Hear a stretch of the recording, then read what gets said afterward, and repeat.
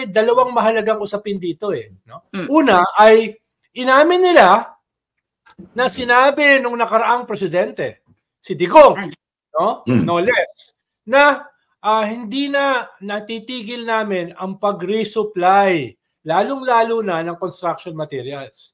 At eventually, ay tatanggalin namin yung BRP Sierra Madre. Imagine mo yun, yung pinakamataas na pinuno ng ating bansa, isasakripisyo yung ating nag-iisang posisyon sa ating EEZ sa sarili nating bakuran. Yan ang dapat magkaroon ng Senate hearing. Yan ang dapat magkaroon ng congressional hearing. Para makita talaga kung ginawa ng presidente yan. Yun ang ginagamit ng China Diba? Ang ginagamit yun ng dahilan tatanungin nga kita.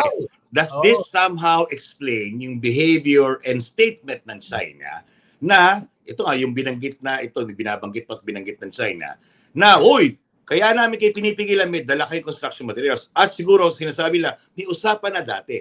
Granting na ito po yung kanilang batayan, kung bakit ganito kalakas ang loob, ganito ka-blazing yung ginagawa nila. Yung binabanggit nyo, Sek, panahon na ba na para buhisiin ito sa ating Kongreso, para tanungin, para once and for all, magbigay tayo na isang statement na, hindi po ganyan, wala po usaping ganyan, at it does not hold water po, Sek. Dapat. Di ba napag-usapan natin yan several times sa mga episode natin last year, di ba? Dahil sinasabi ng China na may isang presidente na pumayag, tanggalin, oral agreement, no? Pumayag, tanggalin yung BRP Sierra Madre na yan, di ba?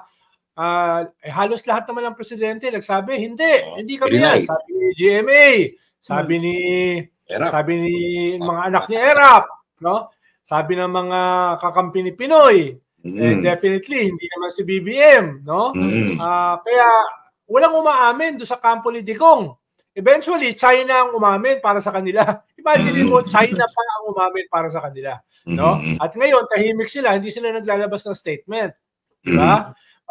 At yung Vice President ay parang suporta pa ang binibigay sa China, di ba? Yun yung problema rito no? Ay kailangan ito ay magkaroon ng hearing. Hindi lamang kay Kibuloy na kinakasuhan ng human trafficking ng mga kabataan, panggagahasa, etc. Kung hindi yung panggagahasa sa ating sariling teritoryo, no?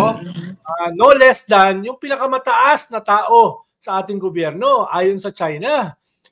Dapat ito ay talagang hindi lamang ma-expose, magkaroon talaga ng hearing sa Senado at sa Kongreso at eventually sa ating mga korte. Dahil isa to sa pinakamataas, if not pinakamataas na krimen sa ating bansa.